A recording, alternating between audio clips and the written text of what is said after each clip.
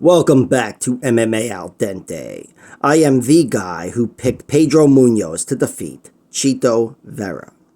And I'm here to talk about the main event for UFC 298, Alexander Volkanovski versus Ilia Topuria. And this is one of my favorite matchups ever, really. I mean, we have super cards coming up, UFC 299 and especially 300. And this is easily my favorite fight that is booked right now. And it's one of my favorite matchups in a long time. Volkanovski is still one of the best fighters of all time. And he is the best featherweight of all time. Even though some people might disagree and say, no, it's the guy that he beat 3 times. He's the best. Whatever. But Volkanovski, he's still undefeated at featherweight. And he's taken on a guy who is undefeated at featherweight or whatever other weight, Ilia Topuria. That's what makes this an extra special title fight. The fact that Ilia Topuria's got that O.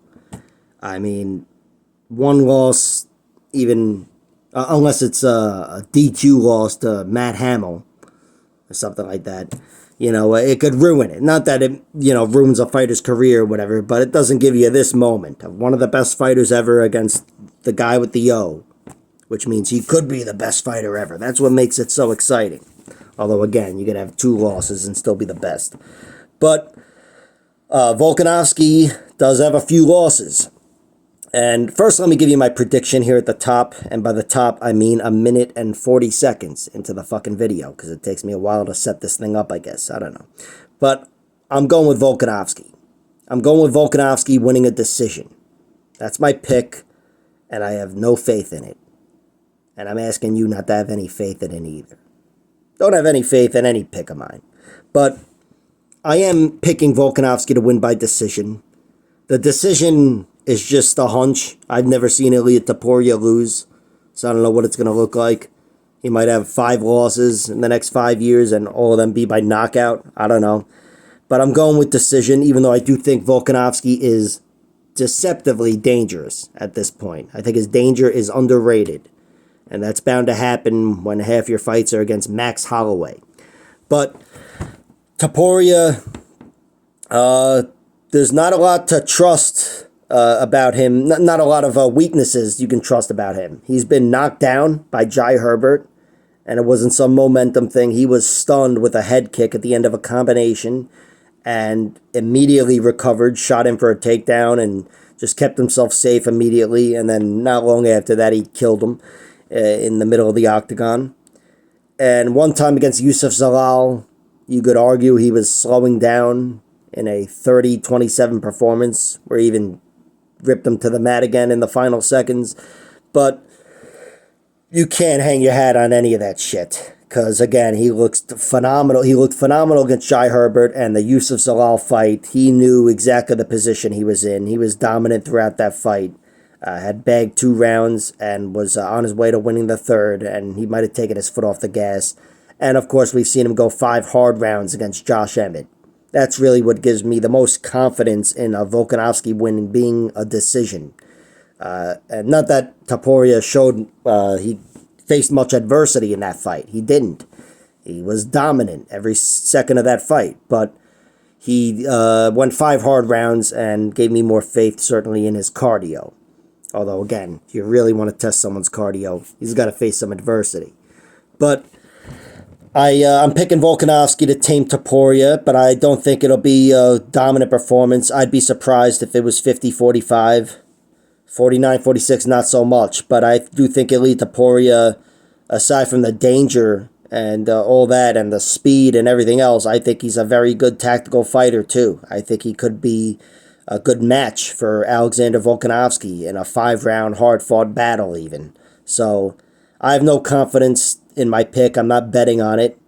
I think Ilia Topuria is the more dangerous fighter, even though, again, Volkanovski's deceptively dangerous, and I do think he knocks out Jai Herbert and Damon Jackson, and I definitely beats Ryan Hall. I don't know how he would beat him, though. But I still think, despite all the context and underrated and deceptive and whatever the fuck, I think Ilia Topuria is still the more dangerous guy. I know a missile when I see one, and he's got a fucking missile. I mean, all of his knockouts are at a relatively high level. One was maybe his last fight before coming to the UFC in Brave FC. That was his first knockout. He knocked out this guy, Steve Goncalves, and he knocked him dead with the same right hand that he put through Jai Herbert's skull. And his other three knockouts, speaking of Jai Herbert, are in the UFC. Damon Jackson, Ryan Hall, and Jai Herbert. So all of his knockouts come at a very high level. This guy, when he's fighting bigger and better athletes, he's looking bigger and better. Maybe not bigger, but badder and better anyway. And his submission game has fallen off, I guess you could argue, compared to what he looked like on the regional scene. But he's still got one submission at a high level, and it's over one of the best featherweight submission artists in the sport, and of all time, I suppose, Bryce Mitchell. Even though he kind of beat him into a submission, he put him away with an arm triangle choke in round 2. And before that, like I mentioned, he was a monster submission artist. I think his first 7 wins, I think, are all by submission. All of them top game submissions, even triangle chokes. Set him up from the mount. One of them was a reverse triangle, his debut, I think, even though Tapology and Sherdog both have it as a regular triangle. But everything he does, even the guillotine, was from the mount. He's just a dominant top game fighter, really good chokes, and he hasn't been able to showcase it so much at the UFC level because he's been fighting more durable guys, although he put Yusuf Zalal in every possible choke. He still works them, but it's something that's gone away from him on paper anyway. But I do think here he's the better top game submission artist against Volkanovski, but that's not going to be a factor here. I think even if he took Volkanovski down and had his way, grappling-wise, Volkanovski's proven to be, in my opinion, beyond submission. That Brian Ortega fight was enough for me. Brian Ortega put him in T-City, G-City, and A-City, Anaconda City. All right. But Volkanovski survived, and Brian Ortega is the best submission artist in the division. Better than Bryce Mitchell, better than Ilia Topuria. He's the best, no doubt. And Volkanovski already passed that test with flying colors, although he was in some tight spots. I guess you could argue he shouldn't have been there in the first place, but he survived. I'd be very surprised if Topuria or anybody else submitted him.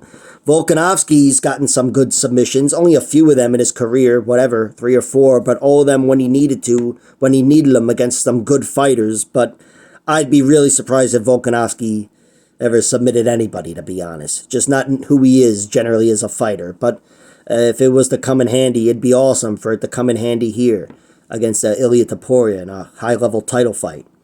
But I do think if either guy was to get a finish, it would be a knockout. And first knockout, in my opinion, could go either way. I do think Ilia Topuria hits harder. I have more doubt, obviously, in Volkanovski's chin, so I guess I'd favor Ilia Topuria to get the knockout first. But I've seen Topuria dropped, of course, and he hasn't fought anybody like Volkanovski. And Volkanovski's not going to be sitting there getting his body pieced up like these taller fighters that Ilia Topuria has been able to reach. Volkanovski's got 2.5 inches of reach, despite being 1 inch taller, 1 inch shorter. And I think, unless he's lost a step physically and athletically, he's going to be able to control the range of this fight and take away that body shot range with the calf kick range. And I think in one way or another, he's going to find a tactical hole in Ilia Topuria and be able to outpoint them over the course of 5 rounds. So I think I was all over the place in this fight. That's my bet. That's my pick. Volkanovski wins a decision, and you can get that at plus 215, but I'm not even betting on that. Again, I've got to see Topuria lose before I start betting against it. But I threw a few sprinkles on Topuria winning by knockout in the first few rounds, plus 1,000, 1,400, and 1,600. And when I say sprinkles, I'm talking about fucking pennies, because I am piss poor.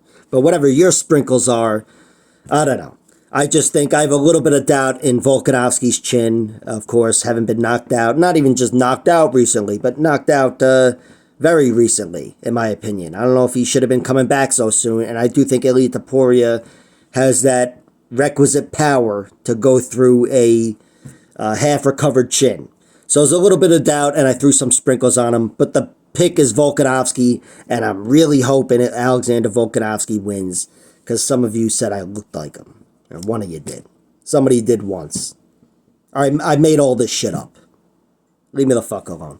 Like, share, subscribe, and fucking check out my other videos. I don't know.